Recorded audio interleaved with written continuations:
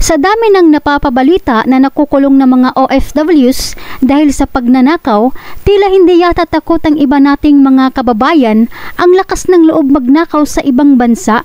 Imbes nagpunta sa abroad para magtrabaho, hinaluan pa ng di magandang gawain. Pero bago tayo magpatuloy, huwag kalimutan i-like, share, subscribe at pahit na rin ang kampana for more videos. Salamat! Kamakailan lang nang ibinalita yung mga Pinay OFWs na nagnakaw sa loob ng eroplano at ikinulong. Ngayon may isa na namang tayong kababayan, isang domestic helper ang ikinulong dahil sa pagnanakaw ng pera ng kanyang amo. Hinatulan ng 3 buwang pagkakulong ang isang overseas Filipino worker na kinilalang si Rowena Balanbao, 39 years old, OFW sa Welcome Garden Broadcast Drive sa Kowloon Tong sa Hong Kong. Dahil sa pagnakaw nito ng pera ng kanyang amo na nagkakahalaga ng 20,000 USD dollar cash. Kung sa piso, aabot ito ng 1.1 million pesos mahigit. Ayon sa report ng Kowloon City Police, duda umano ang mga amo ni Rowena Balanbao na ito ang kumuha ng kanilang pera.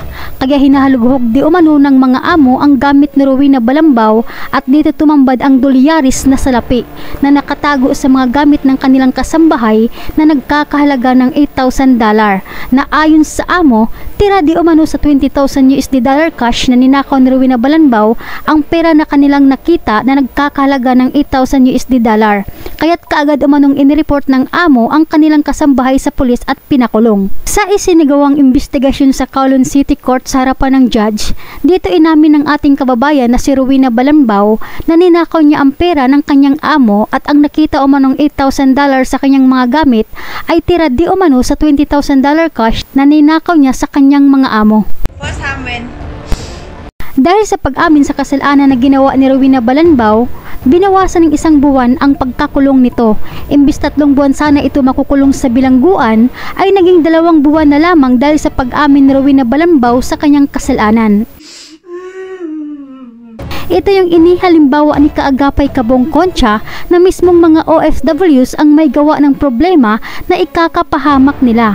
Tapos kapag nahuli at nakulong, sa gobyerno ang bagsak dahil sa hihingi ng tulong ang pamilya sa Pilipinas. Yan pong mga kababayan po natin ang nauhuli dahil po sa pagnanakaw.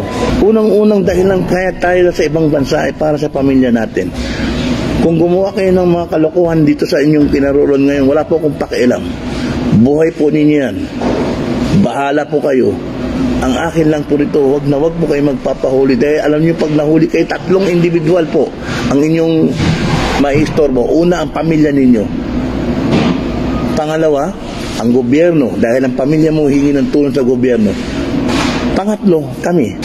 Dahil pag hindi kayo tinulungan ng gobyerno, lalapit kayo sa amin para pupukin ng gobyerno, para tulungan kayo. Mahiya naman tayo.